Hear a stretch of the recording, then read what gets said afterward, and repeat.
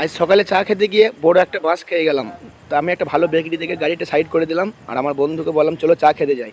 কিন্তু আমার বন্ধু যেতে চাচ্ছিল না। আমি বন্ধুকে কিন্তু জোর করে বললাম চলো বন্ধু, বেকারিটা দেখতে খুব সুন্দর। তো আমার বন্ধু বেরিয়ে চলে এলো, দুজনে মিলে চলে যাচ্ছি চা খেতে।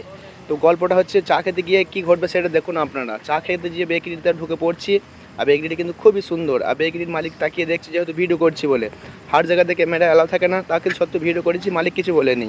কিন্তু চা খেতে যে এরকম ঘটবে আমি স্বপ্নে ভাবতে পারি নাই। জিনিসগুলো খুব সুন্দর ছিল, খাবারের আইটেমগুলো অনেক সুন্দর ছিল। কিন্তু আমরা দুই বন্ধু মিলে শুধু বেকারিটিকে ভেল ভেল করে তাকিয়ে দেখছিলাম, আর আমাদেরকে সবাই ভেল ভেল করে তাকিয়ে দেখছিল। দুটো লাইট চা নিয়েছি, দুটো বিস্কুট নিয়েছি। দুটো লাইট চা দুটো বিস্কুটে আমাদেরকে পয়সা নিয়েছে 66 টাকা। এটাই ছিল আমাদের জন্য বাঁশ। ভাবতে পারিনি যে দুটো চা, দেখুন দুটো লাইট চা আর দুটো বিস্কুটের 66 টাকা নেবে, এটা স্বপ্নেও ভাবতে পারি নাই। তাই বিলটা দেওয়ার পর মনটা খারাপ হয়ে গেল, দু বন্ধু মিলে চলে এলাম। তো চলেন, আপনারা সব ভালো থাকবেন।